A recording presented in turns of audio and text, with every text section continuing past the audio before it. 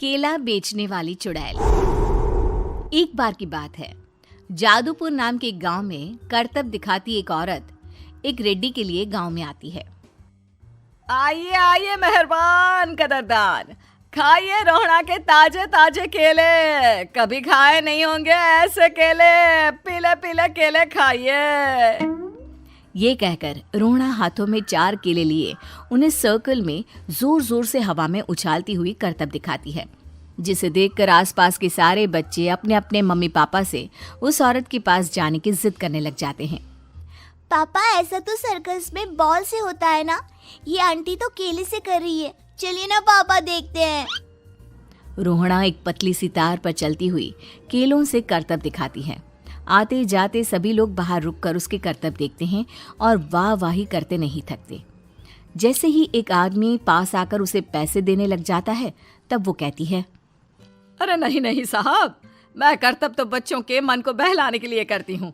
धंधा तो मेरा केले का है। पीछे देखो मेरी रिड्डी, जो भी मेरे केले खाएगा मेरी तरह चुस्त दुरुस्त और तंदुरुस्त हो जाएगा। पता चलता है क्या कि मेरी उम्र 55 की है। अरे पर ऐसे ठंड के मौसम में कोई केला क्यों खाएगा? ये ऐसे वैसे केले नहीं है साहब, ये शरीर में गर्मी देते हैं। ठंड को दूर भगाए जो भी रोहिणा के केले खाए। पापा, अगर मुझे केले नहीं मिले तो मैं घर नहीं जाऊंगी। तभी उसके पापा कहते हैं कि बेटा, केले ठंड में कभी गर्मी नहीं देते। ये सब कहने की बातें हैं, सामान बेचने का तरीका है इनका। पर पिंकी नहीं मानती। मैं केले खाऊंगी। पिंकी की जिद के आगे नत्थू हार जाता है और उसे केले खरीद कर दे देता है। पिंकी खुश होकर केले घर ले आकर खाती है। अब मैं भी करतब करूंगी, कितना मजा आएगा। जादुई केले। पिंकी पहला केला खत्म भी नहीं करती कि वो बेहोश हो जाती है। दूसरे केले से एक काला धुआं आता है और रोहड़ा चुड़ैल बनकर बाहर निकल आती है। मेरे भूतिया केले बच्चे न खाए, ऐसा हो ही नहीं सकता। जादूपुर वालों, कब तक बचोगे? आ गई हूं मैं रोहड़ा, जिसका कोई नहीं कर सकता सामना। रोहड़ा पिंकी को गोद में उठाकर काले धुएं में कहीं गायब हो जाती है। शाम के वक्त नत्थू घर लौटता है और पिंकी को घर में ना पाकर उसकी माँ से कहता है, माँ पिंकी कहाँ है?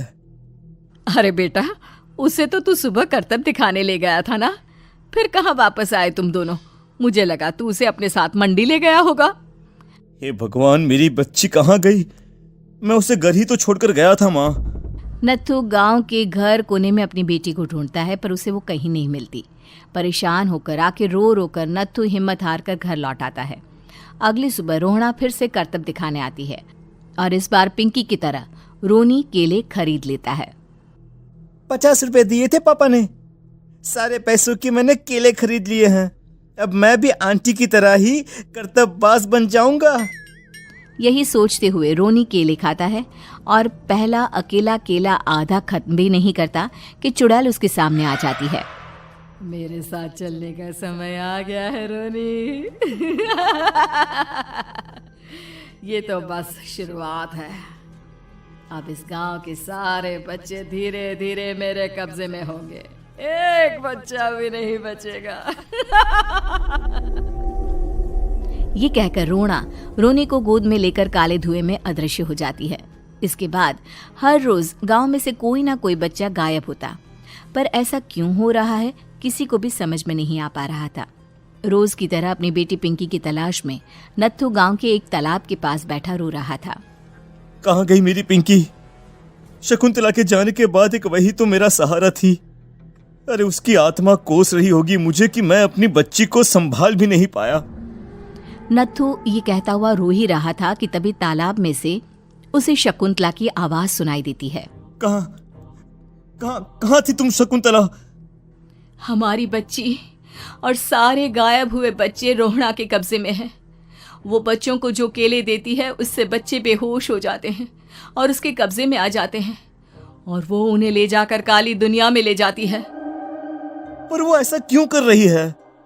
ये मैं नहीं जानती, पर उस दुनिया का रास्ता मैं आपको बता सकती हूँ। जहां ये नदी खत्म होती है वहां एक केले का पेड़ है, उसके नीचे एक दरवाजा है, वहीं से रास्ता जाता है उस दुनिया का। ये कहकर शकुंतला की आत्मा गायब हो जाती है। गांव के सभी लोग झुंड बनाकर उसी रास्ते से काली दुनिया में चले जाते हैं और वहां देखते हैं कि सारे बच्चे वहां काम कर रहे थे। पापा मुझे ले चलो यहाँ से। पापा पापा। सभी बच्चे अपने मम्मी पापा से लिपट जाते हैं। तो तुम लोग यहाँ तक आ गए? क्यों हमारे बच्चों को पकड़ लिया तूने? तुझे शिकार ही बनाना है तो ले, हम सब आ गए हैं, हमें खा ले। नहीं, मुझे बच्चे चाहिए। मेरे बच्चे के बदले तुम लोगों के बच्चे। क्या मतलब? मैं इसी गांव में रहने वाली एक औरत थी। केले की चोरी के इल्जाम में मेरे बेटे को गांव वालों ने इतना मारा कि वो मर गया। उसी दिन मैंने ठान लिया कि गांव वालों का भी वही हाल करूंगी। कुछ दिन बाद बेटे के चले जाने के दुख में मैं भी मर गई और मेरी भटकती आत्मा एक चुड़ैल बन गई। और फिर मैंने बदला लिया तुम सबके बच्चे छीनकर। बर्दाश्त नहीं कर पाए ना? सोचो मुझ पर क्या बीती होगी। हमें माफ कर दो रोना। पता नहीं ये किसकी गलती थी, पर हम सभी माफी मांगते हैं। हमारी खुशियां लौटा दो, तुम भी तो एक माँ हो। गांव वालों की बात सुनकर रोना का मन पिघल जाता है और वो बच्चों को छोड़ देती है। उसके बाद काली दुनिया बच्चों के लिए जादुई दुनिया बन जाती है। अब कोई भी कभी भी वहां आ जा सकता था।